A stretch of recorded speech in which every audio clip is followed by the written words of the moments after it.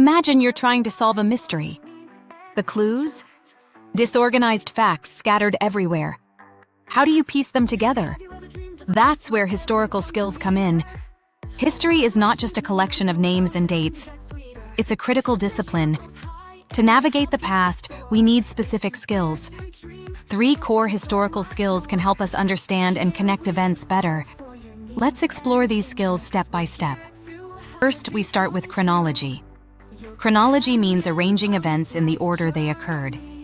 It's like organizing your closet by seasons. Events become clearer when placed in a sequence. Key concepts include sequence, duration, continuity, change, and periodization. Sequence tells us what happened first, next, and last. For example, the Zambian independence came before the establishment of a republic. Duration measures how long something lasted. Consider Zambia's copper boom, which lasted several decades.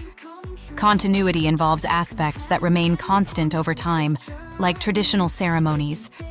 Change refers to how things evolve, such as the shift from a one-party state to multi-party democracy in 1991. Now, how do we visualize chronology? We can use timelines. These are visual tools for organizing events chronologically. Understanding historical periods also helps, grouping events by shared characteristics. Next, we dive into cause and effect.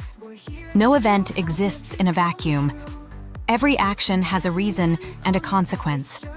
Identifying these helps us grasp deeper meanings. There are immediate causes and long-term causes. Immediate causes are the direct triggers of events, like the 1962 election results in Zambia. Long-term causes involve deeper factors, like decades of colonial rule. We also explore effects. Immediate effects happen right after events, such as Kenneth Kaunda becoming the first president. Long-term effects unfold over years, like the establishment of a one-party state in Zambia. For example, consider the cause-effect chain to Zambian independence. Colonial rule led to the Federation of Rhodesia and Nyasaland. This created opposition that intensified with the 1962 elections, leading to eventual independence in 1964. Finally, we move to evidence analysis. This skill involves critically examining sources. We must ask who created a source, when and where it was made, and why it exists. Understanding context is crucial. For instance, a letter and a government report will tell different stories. You analyze the reliability by comparing multiple sources. This helps verify facts and identify contradictions. To practice these skills, we can use classroom activities. One activity involves constructing a timeline of key Zambian events.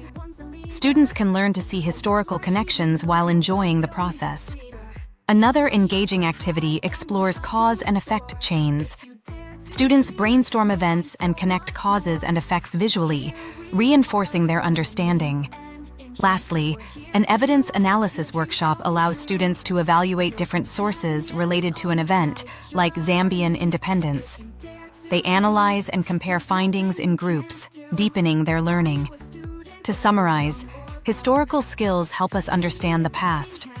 Chronology provides organization, cause and effect gives us deeper insights, and evidence analysis ensures our conclusions are reliable.